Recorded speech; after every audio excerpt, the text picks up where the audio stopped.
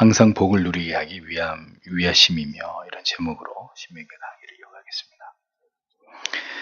신앙의 계보와 대를 이어가는 일에 있어서 중요한 것은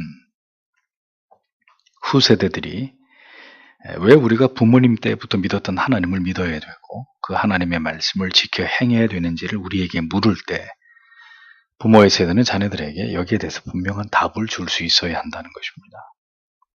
이렇게 믿음의 가정에서 자란 자녀들이 점점 머리가 커가고 자기의 신앙을 갖게 될 무렵에 반드시 이런 질문을 할 수 있어요. 엄마, 왜 하나님을 믿어야 됩니까? 왜 우리에게 하나님의 말씀과 규례와 법이 필요합니까? 이런 질문을 할 수 있겠죠.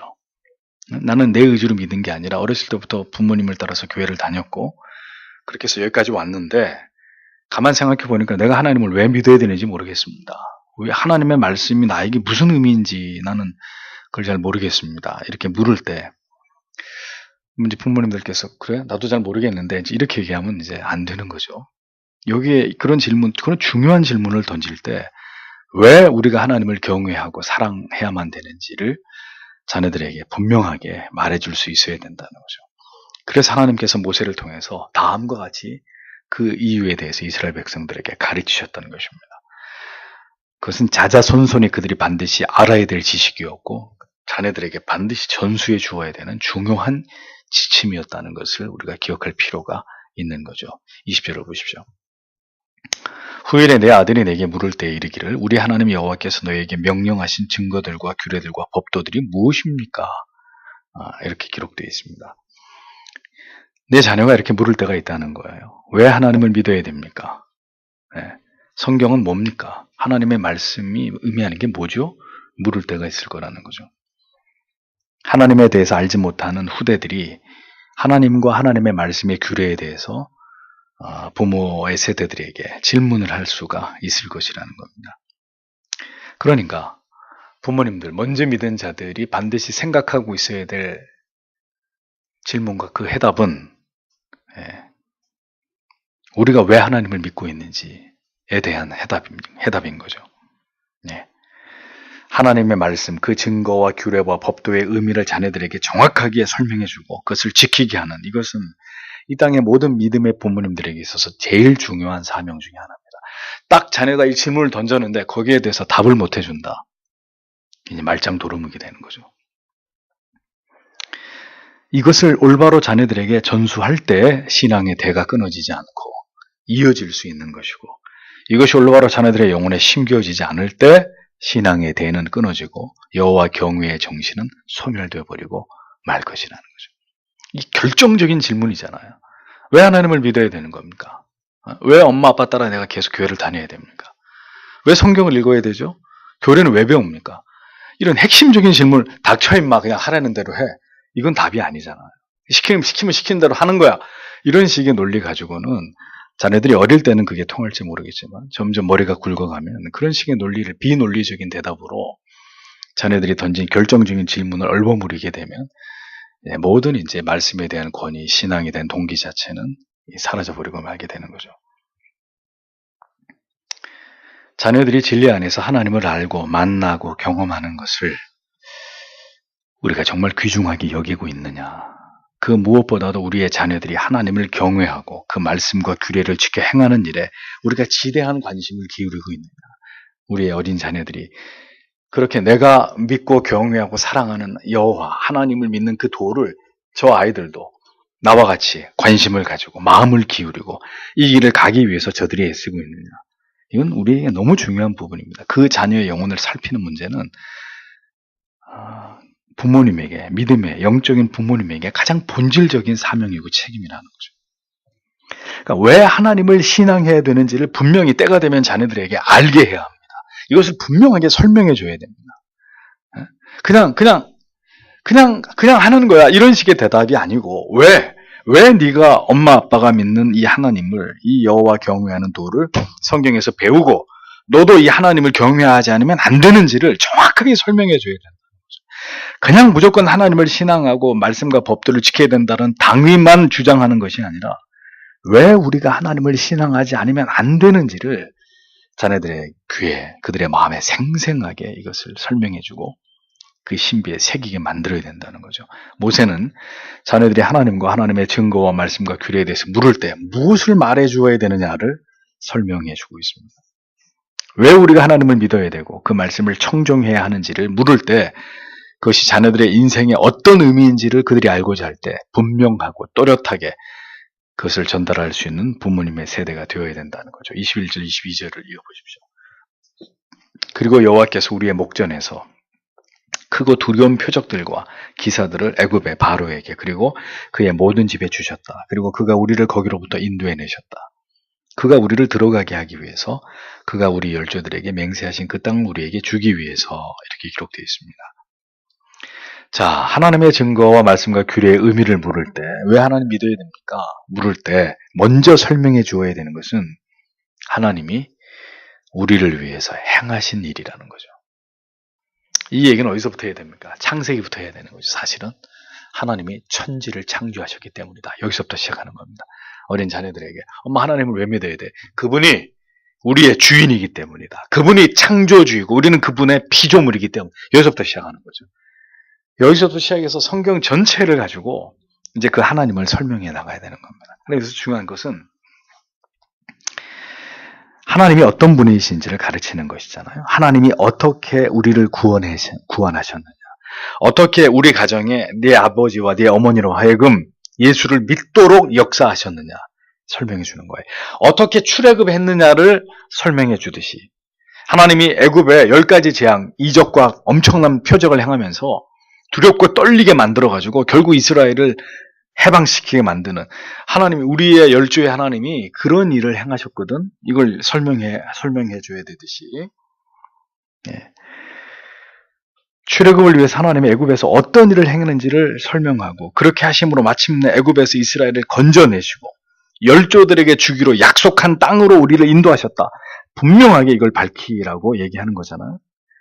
바로의 종이었던 우리를 여호와의 권능의 손으로 크고 두려운 일을 행하심으로 그 파라오 밑에서 태양신 파라오 밑에서 우리를 해방시켰다. 자세하게 설명하라는 겁니다. 하나님을 알지 못하는 가운데서 내 아버지가 내 어머니가 하나님을 알지 못하는 가운데서 죄 가운데 살아가고 있을 때 하나님이 어떻게 아버지에게 어머니에게 찾아보셔서 우리를 그 죄악 가운데서 건져주셨는지 우리를 거기서 건져내셨는지 그 무지 어둠 속에서 죄를 짓고 살던 나를 하나님이 어떻게 거기서 나를 건져주셨는지 어떻게 우리를 하나님이 변화시키셨는지 이것을 자녀들에게 생생하게 얘기해 주라는 거예요. 네 하나님이 우리의 구원을 위해서 어떤 일을 행하셨는지를 자녀들에게 부지런히 설명해 주라는 거죠. 하나님이 이런 분이다. 이것을 행하셨다. 이런 놀라운 은혜와 사랑을 베푸셔서 나를 나 되게 하셨다. 이걸 얘기해 주라는 겁니다. 하나님의 구원의 역사를 증언하고 자세하게 설명해 줌으로써 하나님이 어떤 분이시고 구원을 위해서 어떻게 우리 인생 가운데서 역사하셨는지 섭리하셨는지를 자녀들에게 똑바로 전달해 주라는 거죠. 여기서 문제가 일어나죠. 내가 그런 체험이 없는데 내가 그런 분명한 은혜 받음에 구원 얻음에 하나님이 나를 건져주심에 그런 은혜가 없고 체험이 없는데 뭘 설명해 줄 거예요? 여기서 이제 문제가 일어나는 거죠. 어떤 계기를 통해서 어떤 일들이 일어남을 통해서 결국 하나님 앞에 백기를 들고 돌아올 수밖에 없었는지 하나님께서 어떤 놀라운 일을 행하심으로 나의 죄를 막으시고 하나님 앞으로 나오도록 만들었는지를 뚜렷하고 생생하게 자녀들의 세대에게 증언해 줄 수 있어야 한다는 거예요. 그래서 말씀드립니다. 부모님의 신앙이 관념적이고 추상적이면 자녀들도 그대로 그것이 답습되는 거죠. 뭘 물었는데 그것이 정확하게 부모님의 입을 통해서 말씀으로 정확하게 전달되지 않으면 그게 결국은 자녀들에게 불신앙이 전달되는 것이고 의심이 전달되는 회의가 전달되는 것이고 부정확과 불명확함이 그대로 전이되는 이런 결과를 낳겠죠. 부모님의 믿음이 미지근하면 자녀들 또한 그럴 것이고 그렇게 불분명한 믿음은 결국 다음 세대로 이어질 수 없는 결과를 초래하고 만다는 거예요. 그래서 여러분들에게 자주 여쭤보는 겁니다. 우리가 다 죽고 난 다음에 이 교회에 남아있을 우리의 자녀들이 얼마나 되겠느냐. 한국 교회 1세대들, 지금 이 세대가, 지금 현재 세대가 1세대로 가정하면, 자, 1세대들이 교회에서 다 떠나고 난 다음에 한국 교회의 대를 이을 2세대들이 얼마나 되겠느냐. 한국 교회는 지금 비상입니다. 당장 우리 교회만 해도 주일학교가 없잖아요. 이제 유치부에서 이제 올라오긴 합니다만, 당장 주일학교 중고등부가 초토화되어 있잖아요. 한국 교회가 대부분이 그래요. 지금 특히 지금 중고등부를 맡고 있는 젊은 교육자들은 거의 자포자기 상태입니다. 어떻게 할 수가 없는 상태예요. 지금 청소년들. 통제불능이에요. 통제불능. 전부 다 속수무책으로 이제 급격히 지금 교회 안에 청소년들이 사라지고 있고, 있는 아이들도 이거 누구의 말도 듣지 않아요. 학교에서 그렇게 교육을 시키지 않습니까? 지금 네 마음대로 다 하라고 하니까 고삐 풀린 망아들처럼 이게 망하는 길이에요. 망하는 길. 집에서 부모님 말씀도 안 들어, 학교 선생님 말씀도 안 들어. 그러니 교회 와서 목사나 교회와 선생님들, 어른들 말을 듣겠습니까? 총체적인 난국입니다. 지금 중고등부 아이들, 그 밑에 주일학교, 이 다음 세대들이 완전히 하나님을 모르는 암흑천지로 내몰리고 있는 이런 상황이라는 거죠. 내가 경험하지 않은 것을 자네들이 경험할 수 없는 거고, 나에게 불명확한 것이 자네들에게 명료하게 전달될 수 없는 일입니다.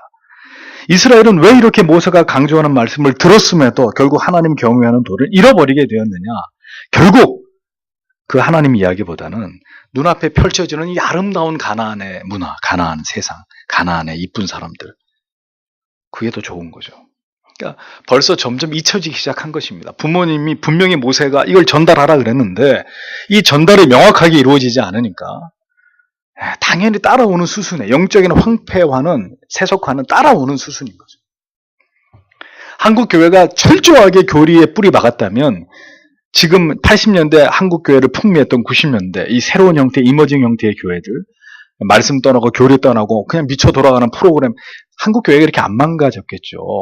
정말 우리 한국교회 1세대, 2세대들이 철저하게 교리의 교육을 통해서 이렇게 깊이 뿌리 내려졌고 그것이 자녀들에게 전달됐다면 한국교회가 이렇게 기형화되지 않았을 겁니다. 자유주의나 기복주의에 이렇게 무너지지 않았을 거라고. 신비주의에, 은사주의에 이렇게 병들지 않았을 거란 말이죠. 근데 철저하게 말씀으로 그렇게 갔어야 되는데 그걸 잃어버렸기 때문에 한국교회는 끈떨어진 연처럼 돼버렸습니다. 유서 깊은 장로교의 전통, 스코틀랜드나 영국으로부터 우리가 물려받은 그 전통과 다 단락돼 버린, 말은 장로교지만 장로교 12신조가 뭔지도 모르고 웨스트민스터 신앙 고백서에 주서 모르는. 자, 이제 2세대가 이렇게 돼. 3세대는 어떻게 되겠어요? 여기 지금보다 더 망가질 거 아니에요? 더 말씀하고 멀어질 거 아니냐는 거죠. 이 불보듯이 뻔해요. 명약관화하다고요. 한국교회가 점점 사양길로 가고 있는 것은 아주 너무나 당연한 지금 현상이란 말이죠. 결국 하나님 말씀보다 자기들의 안위, 만족, 육신의 쾌락을 추구했기 때문입니다.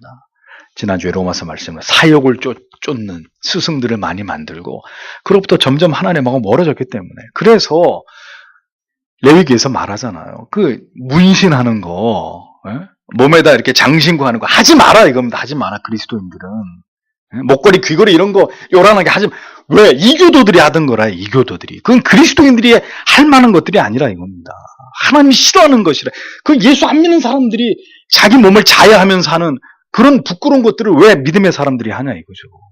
근데 그게 다 무너지는 거예요. 좋아 보이는 거, 이뻐 보이고 멋있어 보이고. 이게 뭡니까? 하나님의 말씀을 1세대가 잃어버린 결과. 그럼 2세대, 3세대 깨끗이 다 잃어버린, 다 놓쳐버리는 거죠. 다 떠나게 돼 있는 겁니다. 그러니까 부모님 세대의 피상적인 믿음이 막연한 어떤 종교적인 습관과 형식을 쫓는 신앙의 관성이 결국은 알맹이 없는 신앙으로 전락하게 되고 결국 그 다음 세대들로 하여금 믿음을 잃어버리게 만드는 결과를 낳았다는 것은 교회의 역사가, 미국 교회, 영국 교회, 구라파 교회의 역사가 우리에게 그대로 보여주고 있는 내용이잖아요. 다 몇백 년 된 교회의 앞에 한 열 몇 명 남짓 머리 하얀 할아버지 할머니들만 그 덩그러니 몇백 년 된 교회가 결국 운영이 안 되니까 문을 닫고 모스크로 넘어가든지 술집이 되든지. 한국 교회도 얼마 안 남았습니다. 이렇게 한국 교회 초대형 교회들 이제 베이비붐 세대가 사회에 은퇴하고 이제 경제력이 사라지면 도대체 그 교회를 무슨 수로 운영을 합니까? 누가 그렇게 헌금을 합니까? 요즘 젊은 사람들이. 그리고 교회 문제 생기면 다 나가는 거죠. 교회를 사랑하는 마음이 어디 있어요? 믿음이 없는 젊은이들이. 다 떠나는 겁니다. 그럼 어떻게 돼요? 한국교회도 덩그러니 이제 건물만 남아요. 두고 보세요. 매물로 나오는 교회가 지금도 천지지만 더 많아집니다. 앞으로 단언컨대. 이제 그 교회들이 다 뭘로 바뀔지 남의 나라 얘기가 아니에요. 삶의 중심이 하나님을 떠나게 될 때 가장 먼저 등을 돌리게 되는 것은 자녀들의 믿음이라는 것을 잊어버리지 마십시오. 하나님께서 행하시는 일들을 말해주고 그 하나님께서 오늘도 우리와 함께 하심을 역설하고 하나님을 신뢰하고 경험하기를 강조하는 일은 우리 부모들이 아무리 강조해도 지나치지 않은 일입니다. 23절을 보겠습니다. 그가 우리를 거기로부터 인도해내셨다. 그가 우리를 돌아가게 하기 위해서 그가 우리 열조들에게 맹세하신 그 땅을 우리에게 주기 위해서라고 기록되어 있습니다. 애굽에서 가나안으로 인도한 분이 누구라는 거죠? 하나님이심을 밝히고 있습니다. 그리고 그 하나님께서 우리 조상들에게 약속해 주신 그 땅을 주기를 원하셨다는 걸 밝히고 있습니다. 그럼 뭘 얘기하는 거죠? 궁극적으로 하나님은 약속의 하나님이다. 그분은 언약의 하나님이다. 우리 조상들과 한 약속이지만 반드시 지키는 하나님이다. 그 약속의 수혜자가 우리가 될 것이다. 잊어버리지 말라는 거예요. 자녀들에게 어떻게 하나님을 설명해야 됩니까? 하나님은 반드시 우리와 하신 약속을 지키는 아버지다. 이거 가르쳐야 되는 거죠. 그분은 반드시 약속을 지키는 분이다. 우리는 약속을 지키지 않고 우리는 약속을 잊어버려도 그분은 약속을, 자기가 하신 약속을 잊는 분이 아니다. 근데 기억해라. 그 약속 중에는 좋은 약속만 있는 게 아니다. 지키면 복을 받지만 지키지 않으면 하나님 앞에 반드시 벌을 받게 돼 있다. 약속을 가르쳐야 됩니다. 하나님은 실현하는 분이 절대로 아니다. 어떤 가운데서도 우리와 우리의 조상들과 하신 약속을 이루고야 마시는 하나님이다. 그 약속을 잊어버리면, 그 하나님을 잊어버리면 안 된다니까. 우리의 구원을 이루어 가심에 있어서 그 택하신 언약의 자손들을 절대로 포기하지 않으시고 영원한 나라에 들어가기까지 견인하시는 하나님이시다. 부지런히 우리가 자녀들에게 가르쳐야 되는 것입니다. 그리고 이제 하나님께서 명하신 그 모든 말씀과 규례를 지켜야 되는 이유를 설명해 주어야 합니다. 24절에서 25절. 그리고 여호와께서 우리에게 이 모든 규례들을 지키라고 명령하셨다. 우리 하나님 여호와를 경외하기 위해서 그 모든 날들 동안 우리로 복을 누리게 하기 위해서 우리를 오늘날과 같이 살게 하기 위해서 그리고 의로움은 우리를 위한 것이다. 우리가 만일 우리 하나님 여호와 앞에서 그가 우리에게 명령하신 대로 이 모든 명령을 행함으로 지킨다면 이렇게 직역이 됩니다. 자, 하나님의 명령을 지켜 행해야 되는 이유가 이것이라는 거죠. 뭡니까? 이것이 하나님의 자녀들을 향하신 하나님을 경외해야 되는 지엄한 그분의 명령이라는 거예요. 명령입니다. 해도 그만 안 해도 그만이 아니라 반드시 지켜야 되는 명령이라는 거예요. 모든 피조물은 마땅히 그 조물주 하나님을 경외하고 경배해야 될 의무가 있다. 이것이 하나님의 백성이 영원토록 지켜야 될 순종해야 될 내용이다. 가르치라는 거죠. 이 명령을 지키는 자에게 하나님이 복을 주시고 이 명령을 어기는 자에게 벌을 주신다. 여기 한글 성경에 복을 준다는 표현은 정확하게 표현하면 우리의 유익됨을 위하여 이런 뜻이에요. 그러니까 우리를 유익하게 하신다는 거예요. 이 세상에서 신자로 살아가는 그 모든 삶이 몇 살까지 우리가 살다가 죽을지 모르겠지만 내 인생을 이렇게 뒤안길을 돌아봤을 때 모든 순간이 유익됐다라고 고백하게 만들어준다는 거죠. 예? 내 젊은 시간은 젊은 시간대로, 내 중년은 중년대로, 노년은 노년대로 그 모든 시간이 하나님 안에서 나에게 너무너무 유익한 시간이었다. 의미 있는 시간들이었다. 내가 하나님의 사람으로 서기 위해서 반드시 필요한 나에게 너무나 귀중한 그런 시간들이었다. 그렇게 여겨지는 복을, 은혜를 주시겠다는 거죠. 여호와를 경외하면 인생의 모든 날들 속에 말할 수 없이 많은 유익을 얻게 되지만 오해하지 마십시오. 그래서 이걸 복이라고 번역하면 안 되는 거죠. 왜냐하면 복은 다 잘 되는 게 복이잖아요. 근데 유익이란 말은 다르잖아요. 나를 유익하게 하기 위해 하나님이 고난을 주실 수도 있고 질병을, 실패를, 좌절을, 뭐 고독을 다 주실 수 있는 거잖아요.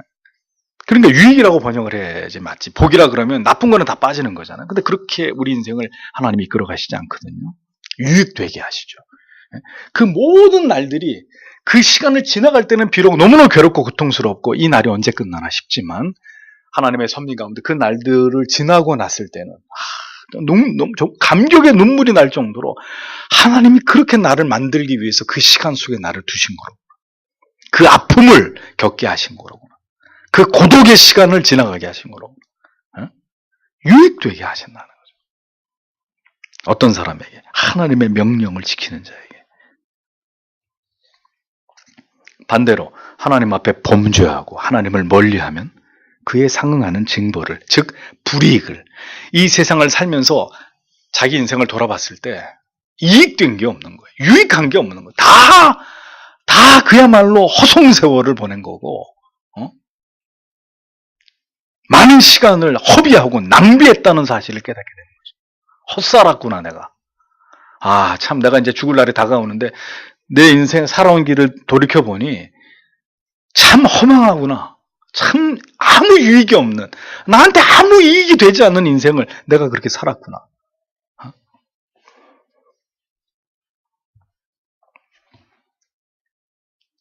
노인과 바다에서 그 노인이 죽을 힘을 다해가지고 큰 고기를 잡아가지고 끌고 오는 동안에, 배에다 끌고 오는 동안 어떻게 됩니까? 상어가 다 뜯어 먹어버려요. 그게 인생이라는 걸 보여주는 거죠. 사투를 벌려서 이 평생 동안 뭔가를 이루려고 죽을 힘을 다해가지고 그 고기를 잡았는데 한국으로 오는 과정에서 상어가 다 뜯어 먹어버렸어. 그게 인생인 거예요. 백발의 어부가 사투를 벌려서 나 남는 게 아무것도 없어. 그건 복이 아닌 거죠, 정말. 우리는 로마서를 통해서 의인은 오직 하나님의 은혜를 통해서 예수 그리스도를 믿음으로 그와 신비한 연합을 통해서 얻는다는 것을 알고 있습니다. 그러므로 하나님의 명령과 규례를 지킴으로 의롭게 여긴다는 이 의라는 말이 잘못하면 이 충돌을 일으키는 거죠. 행함으로 의롭게 되는 거야? 믿음으로 이렇게 된다며 충돌이 일어날 수 있는 것처럼 보이는데 그런 의미가 아닙니다. 성도가 하나님의 말씀을 지켜 행하기 위해서 힘쓸 때 하나님이 그것을 선하고 아름답다고 여기시는 거예요. 그러니까 여기서 말하는 의로움은, 이 의롭게 행함은 의롭게 되기 위한 행함이 아니라 믿음의 행위로서의 의로움을 말하는 거죠. 이해가 되십니까? 믿음의 행위, 내가 예수를 믿고 있기 때문에 그 삶에서 나타나는 하나님의 의를 추구함, 구원받기 위한 의가 아니라, 구원받기 위한 행위적 의가 아니라. 그래서 믿음의 행위가 아닌 의로움은 무엇인가 바리새인들이나 서기관들 같은 자기의가 될 뿐인 거예요. 구원의 감격에서 하는 의가 아니면은 그것은 전부 다 자기의가 되는 거예요. 자기의가. 자기의는 자기를 지치게 만들어요. 괴롭게 만들어요. 모든 힘을 고갈시켜요. 그 자기의로 일하는 결과예요. 규례를 지킴으로 의롭다 여기신다는 의미가 아니라 하나님을 사랑하고 경외함으로 구원해 주신 그 은혜 때문에 그 도를 지켜 행하는 성도의 삶을 하나님이 선하게 여기신다. 반대로 그 율례와 법도와 규례를 무시하고 어기는 것은 그럼 뭘로 간주되는 거예요? 불의로, 죄로 간주되는 거죠. 우리는 하나님의 뜻을, 그분의 의중을 살펴야 합니다. 그 하나님의 의중을 살피는 수단이 뭡니까? 하나님의 의중을 어떻게 살펴요? 언제나 하나님의 말씀을 통해서, 그 말씀 속에서 우리가 하나님과 지체들을 내가 지금 어떻게 섬기고 있나, 내가 어떻게 하나님 앞에서 성도의 삶을 살아가고 있는가, 말씀을 통해 날마다 나를 비춰보고 말씀을 통해 배우고 깨닫고 이것을 통해서 하나님의 뜻을, 그분의 뜻을 살피는 거죠. 하나님께서 선하고 아름답다고 여기는 바는 성도 여러분, 내 생각과 내 감정을 쫓는 것이 아닙니다. 하나님의 말씀과 율례와 법도를 따르는 것입니다. 하나님을 사랑하고 이웃을 사랑하는 마음으로 우리에게 주신 모든 말씀과 그 원리를 쫓는 것이 하나님이 보실 때 선하고 아름다운 거예요. 내가 볼 때 내가 선하고 아름답다고 생각해서 선하고 아름다운 게 아니라 하나님이 보실 때 선하고 아름다워야 되는 거예요. 말씀의 원리를 따라가는, 자기의가 아니라 구원받은 그 은혜에 감사하는 삶으로서의, 그 말씀을 순종하는 것으로서의 의를 나타내는, 하나님을 경외함은 성도의 영혼의 유익으로 분명히 보상을 받습니다. 그것이 하나님 보시기에 선한 것이기 때문이죠. 그렇게 하나님의 증거와 규례와 법도를 지키는 자에게 하나님의 신령한 복이, 그 인생의 큰 유익이 그에게 임하는 것입니다. 하나님이 주시는 마음의 기쁨과 평강과 위로가 있는 것입니다. 그 도에서 벗어날 때 우리가 죄를 짓는 것이고, 하나님이 그 백성에게 베푸시는 모든 유익된 은혜는 우리에게서 소멸되기 마련인 것입니다. 하나님께서는 모세를 통해서 후손들이 하나님의 말씀과 증거와 규례와 법도가 우리에게 어떤 의미인지를 물을 때 이것은 이런 의미들을 갖는 것이다 라고 답해 주라고 말씀해 주셨습니다. 결국 뭡니까? 하나님을 드러내시는 거예요. 결국은 하나님이 어떤 분이신지를 드러내신 수단이 기록된 성경의 진리이고, 너희는 자녀들에게 이게 무슨 의미입니까? 하나님을 알라는 의미다. 하나님이 너희를 위해서 무엇을 했는지를 너희가 알라는 뜻이다. 그래서 그 하나님을 영화롭게 하기 위해서 살면 하나님이 너희의 인생을 유익되게 하신단다. 그 의미다. 알겠냐? 이렇게 답해 주라는 겁니다.